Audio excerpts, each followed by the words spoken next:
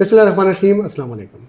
आज मैं आपको रोमेटॉइड अर्थराइटिस गंठिया की बीमारी के बारे में बताऊंगा। ये एक ऐसी कंडीशन है जिसमें इंसान की अपनी क़ुव्वत मुदाफ़ियत जो है, इम्यून सिस्टम जो है, वो इंसान के अपने सेल्स के ख़िलाफ़, अपनी बॉडी सेल्स के ख़िलाफ़ एक्शन करना स्टार्ट कर देती है। इसको ऑटो इम्यून डिज़ीज़ कहते हैं। ऑटो इम्यून डिज़ीज़ क्यों कहते हैं? क्योंकि इंसान के अंदर जो डिफेंसिव मैकेनिज़्म है, जो इम्यून सिस्टम है, जो अल्लाह ताला ने इंसान के अंदर एक फ़ौज रखी हुई है कि जो भी एक्सटर्नल फ़ौजी, जो भी बाहर का फ़ौजी, पैथोजेंस, बैक्टीरिया, वायरसेस, जो भी बॉडी के अंदर, चाहे वो सांस के ज़रिए दाखिल हो, फूड के ज़रिए दाखिल हो या ब्लड के ज़रिए दाखिल हो, उसके ख़िलाफ़ एक्शन करना, उसको मारना होता है। तो क्या होता है? ये तो उसका एक्शन रियल एक्शन है। इस बीमारी में क्या होता है कि मिस्टेकनली यही जो फोर्स है, यही जो इम्यून सिस्टम है, डिफेंसिव मैकेनिज़्म है, ये इंसान के अपने सेल्स, अपने टिश्यूज़ के ख़िलाफ़ एक्शन स्टार्ट कर देते हैं मिस्टेकनली। इसका काम नहीं है, लेकिन इससे गलती हो जाती है और ये एक्शन स्टार्ट कर देता है। ये एक्शन क्यों स्टार्ट कर देता है, इसका एग्जैक्ट काज अननोन है। क्यों ये ऐसा करता है, एग्जैक्ट काज अननोन है। तो जब ये अपने सेल्स के ख़िलाफ़ एक्शन स्टार्ट करेगा तो क्या होगा? जहाँ पर ये फ़ाइट करेगा वहाँ पर इन्फ्लेमेशन होगी, वहाँ पर सूजन होगी, उस एरिया का टेम्परेचर इंक्रीज़ होगा, उस एरिया की रेंज लिमिटेड हो जाएगी। जो इन्फ्लेमेशन है वो इफ़ेक्ट करता है जॉइंट की जेलीज़ को, मतलब ये साइनोवियल मेम्ब्रेन को इफ़ेक्ट करता है। ये भी ज़हन में रखें कि साइनोवियल जो जॉइंट्स हैं उनमें ये कंडीशन पाई जाती है। तो साइनोवियल मेम्ब्रेन को इफ़ेक्ट करेगा, फिर उसके साथ साथ आहिस्ता आहिस्ता जो है ये जॉइंट के कार्टिलेज को खाना शुरू कर देगा। Rheumatoid arthritis small joint problem को कहा जाता है, क्योंकि ये इनिशियली स्मॉल जॉइंट में होता है। हाथों के ये जो स्मॉल जॉइंट है इनमें होगा, ठीक है। उसके बाद ये प्रोसीड कर सकता है, ये जब लेटर स्टेजेस में ये कलाई को इन्वॉल्व कर सकता है, एल्बो को इन्वॉल्व कर सकता है, गर्दन के मोरों को इन्वॉल्व कर सकता है, कमर के मोरों को इन्वॉल्व कर सकता है, घुटने और टखने को इन्वॉल्व कर सकता है। तो सारे एरियाज़ में इन्फ्लेमेशन स्टार्ट हो जाती है। अब ये सिर्फ़ और सिर्फ रोमेटॉइड अर्थराइटिस जो है ये जोड़ों तक महदूद नहीं रहता, ये इंसान के हार्ट को भी इफ़ेक्ट कर सकता है, स्किन को भी इफ़ेक्ट कर सकता है, आइज़ को, किडनीज़ को, लंग्स को, किसी भी टिश्यू, किसी भी ऑर्गन को ये इफ़ेक्ट कर सकता है। लेकिन इनिशियली ये क्या करता है, सिर्फ स्मॉल जॉइंट पे महदूद रहता है। उसके बाद ही प्रोसीड कर सकता है, किसी भी उसमें स्ट्रक्चर को जा सकता है। इसके अलामात क्या है? इसके अलामात ये है कि एक तो जॉइंट की इन्फ्लेमेशन, जिस तरह मैंने पहले अर्ज़ की, इन्फ्लेमेशन होती है। तो इन्फ्लेमेशन में जो अलामात मिलेंगी वो सूजन, जोड़ को आप देखेंगे तो थोड़ा सा सूजा हुआ होगा, स्वेलिंग। उसके अलावा पेन, दर्द होगा। उसके अलावा रेंज जो है वो लिमिटेड होगी, फिस्ट बनाना और ओपन करना जो है वो लिमिटेड होगा। और टेम्परेचर जब आप उसको देखेंगे तो वो इंक्रीज़ होगा। मॉर्निंग स्टिफनेस होगी। जब पेशेंट सुबह उठता है तो उसकी जो कंडीशन स्टिफनेस जो होती है, पाँव, हाथों को बंद करना, खोलना, चलना, उसके लिए वो सख्ती होती है, मुश्किल होता है। तो 45 मिनट से ज़्यादा उसकी ये कंडीशन रहती है। अगर 45 मिनट से कम होगी तो हम फिर किसी और कंडीशन का सोच सकते हैं। जिस तरह ऑस्टियोआर्थराइटिस है उसमें मॉर्निंग स्टिफनेस जो होती है वो 30 मिनट्स 45 मिनट से कम उसकी मॉर्निंग स्टिफनेस होती है। तो इसमें इन्फ्लेमेशन होती है रोमेटॉइड अर्थराइटिस में, और मॉर्निंग स्टिफनेस जो है वो 45 मिनट से ज़्यादा होती है। फीमेल पेशेंट बहुत ज़्यादा इफ़ेक्टेड होते हैं इस प्रॉब्लम से, और मेल भी इफ़ेक्ट हो सकते हैं। ये सिर्फ फीमेल तक महदूद नहीं है, मेल भी इफ़ेक्ट हो सकते हैं। ज़्यादातर लोग जो है 40 ईयर्स ऑफ एज से अबाव जो होते हैं उनमें ये कंडीशन बहुत ज़्यादा कॉमन है, और बच्चों में बहुत रेयर है, लेकिन बच्चों में हो सकता है, जिसको हम फिर जुवेनाइल रोमेटॉइड अर्थराइटिस कहते हैं। ये कुछ इसकी अलामात थी। लेटर स्टेजेस में जब ये बहुत ज़्यादा एडवांस, शुरू में इसके 2 स्टेजेस होते हैं, एक फ्लेयर स्टेज होता है। फ्लेयर स्टेज में पेन और यही जो सिम्टम्स मैंने बताए ये बहुत ज़्यादा, और एक्टिविटी बहुत ज़्यादा लिमिटेड होती है। मतलब पेशेंट जो है वो बेड रिडन हो जाता है, उसमें एक फ्लेयर आता है, एक लेयर आती है कि पेन और स्टिफनेस बहुत ज़्यादा हो जाती है, और फिर कुछ टाइम के बाद वो ख़त्म हो जाती है। फिर पेशेंट बेहतरी महसूस करता है, फिर उसके बाद फिर एक लेयर आती है। इनिशियली ये काम होता है।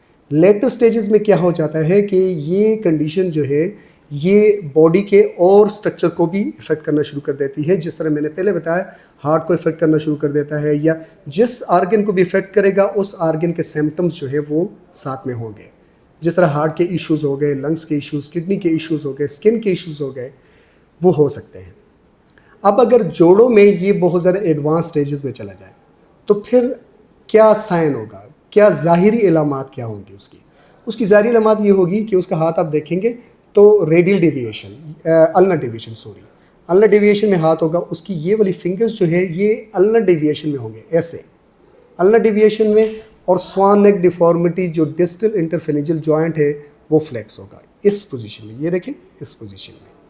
तो लेटर स्टेजेस में जब जॉइंट में स्वेलिंग ज़्यादा होना शुरू हो जाएगी तो एक तरफ से कैप्सूल जो है, जो जॉइंट की जो कवरिंग है वो ओवर स्ट्रेच होगा, क्योंकि फ्लूइड वहाँ पर जमा हो रहा है, ज़्यादा हो रहा है, वो ओवर स्ट्रेच, कैप्सूल को ओवर स्ट्रेच करेगा और किसी किसी कंडीशन में कैप्सूल को रप्चर भी कर देता है, तो फिंगर्स जो है वो डिविएट होना शुरू हो जाती है।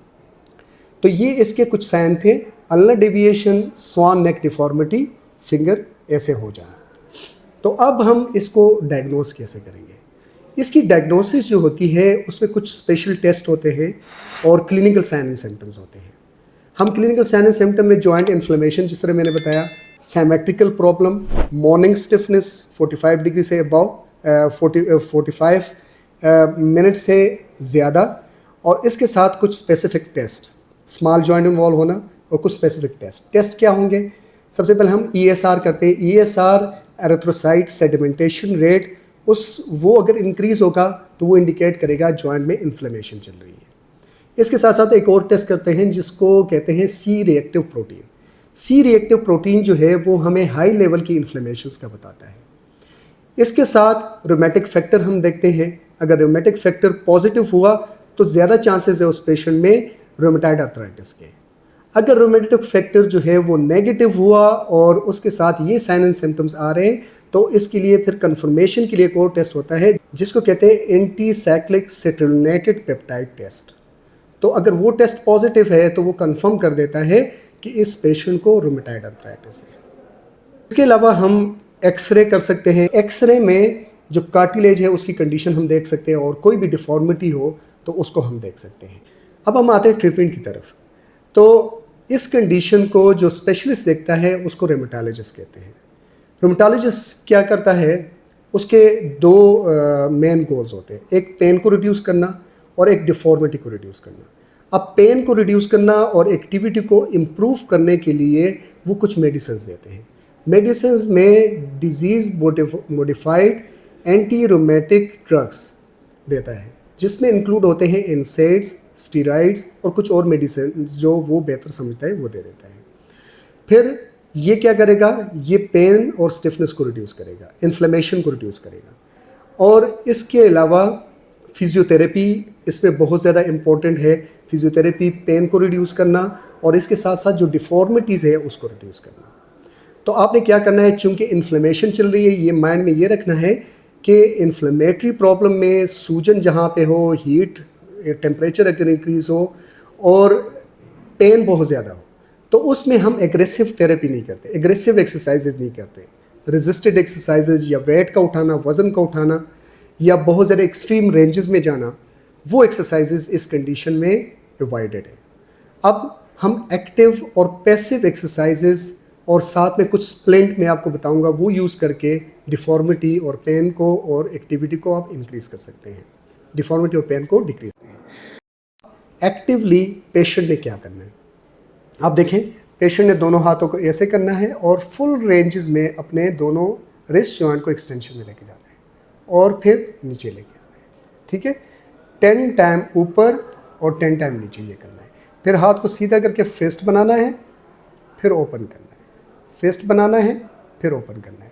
फिर दोनों हाथों को रेडियल डेविएशन में लेके जाना है और अल्नर डेविएशन में लेके जाना है। रेडियल डेविएशन में लेके जाना है, फिर अल्नर डेविएशन में लेके जाना है।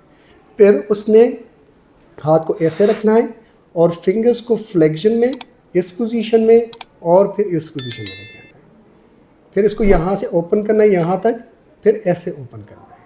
ठीक है, 10 टाइम ये नीचे करना और ऊपर करना, ये एक्सरसाइज उसने करनी है।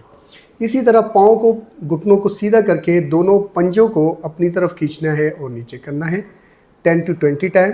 फिर घुटने को बेंड करना है, फिर सीधा करना है, ठीक है। ये एक्सरसाइजेज जो है एक्टिवली वो परफॉर्म कर सकता है ताकि उसके जोड़ों में सख्ती ना आए। इन्फ्लेमेटरी रिस्पॉन्स है, जहाँ पर बहुत ज़्यादा पेन हो वहाँ पर 10 मिनट के लिए सुबह और 10 मिनट के लिए शाम जो है आप आइस अप्लाई करें। आप आइसिंग करें, आइस को लेके टॉवल में रोल करें और वहाँ पर रखें। दोनों हाथों में जहाँ जहाँ पे भी पेन है वहाँ पर आइसिंग कर सकते हैं। 10 मिनट के लिए सुबह, 10 मिनट के लिए शाम। एक्सरसाइजेज भी दिन में 2 टाइम कर सकते हैं, सुबह और शाम आप कर सकते हैं। अब हम आ जाते हैं पैसिव मूवमेंट। पैसिव मूवमेंट में आपने एक्टिव मूवमेंट में भी ये ख्याल रखना है कि पेशेंट को बहुत ज़्यादा सीवियर पेन नहीं होना चाहिए। आपने पेन लिमिट के अंदर रह के एक्सरसाइज करनी है। पैसिव एक्सरसाइजेज में भी पेन लिमिट के अंदर पेशेंट को ज़्यादा पेन नहीं होना चाहिए। ऐसे ऊपर मूव करना है, ठीक है। एक हाथ के साथ पेशेंट खुद अपने हाथ को मूव करेगा और फिर ऐसे नीचे थोड़ा सा प्रेशर देगा। फिर यहाँ से हाथ को होल्ड करके रेडियल डिविएशन में, फिर अल्नर डिविएशन में मूव करेगा। फिर इन फिंगर्स को ऐसे ऊपर की तरफ उठाएगा और फिर नीचे की तरफ लेके जाएगा। फिर 10 टाइम, ठीक है। फिर फिस्ट बना के ऐसे प्रेशर देगा, हाथों को ओपन करेगा, फिस्ट बना के ऐसे प्रेशर देगा। इसके साथ साथ आपने रेजिस्टेड एक्सरसाइजेज में, क्योंकि इसकी वजह से वीकनेस आ जाती है, पिंच ग्रिप को इम्प्रूव करना है। ऐसे होल्ड करेगा पेशेंट, दूसरे हाथ से कार्ड को पुल करेगा और इससे होल्ड करेगा, ये, ठीक है, ये। फिर ये होल्ड करना है, फिर इस फिंगर में, हर फिंगर में 10 टाइम इस तरह होल्ड करना है और दूसरे हाथ से पुल करना है। सॉफ्ट सा बॉल या स्प्रिंग हाथ में रखें और उसको कहें कि प्रेस करें इसको और ओपन करें, प्रेस करें और ओपन करें। आप माइंड में ये रखें कि इतना हार्ड बॉल या स्प्रिंग नहीं होना चाहिए कि बहुत ज़्यादा प्रेशर लगाना पड़े, बिल्कुल सॉफ्ट बॉल हो ताकि एक्टिविटी स्ट्रेंथ और पेन जो है, स्ट्रेंथ इंक्रीज़ हो और पेन इसमें डिक्रीज़ हो। ये आपने करना है। इसमें मसाज जो है वो कंट्राइंडिकेटेड है, मसाज नहीं करना। यही एक्सरसाइज जो मैंने बताई हुई है यही करनी है, एग्रेसिव एक्टिविटी को अवॉइड करना है। ये कुछ टाइप के स्प्लिंट्स है, सपोर्ट्स है, आर्थोटिक डिवाइसेस है जो आप यूज कर सकते हैं उन डिफॉर्मिटीज के लिए जो रोमेटॉइड आर्थराइटिस की वजह से होती है लेटर स्टेजेस में। अगर आपकी कंडीशन बहुत ज़्यादा एग्रीवेटेड है, पेन बहुत ज़्यादा है, इन्फ्लेमेशन दिन ब दिन इंक्रीज़ होती जा रही है, तो आप रोमेटोलॉजिस्ट के साथ ज़रूर रुजू करें। आपसे इजाज़त चाहूँगा। अल्लाह।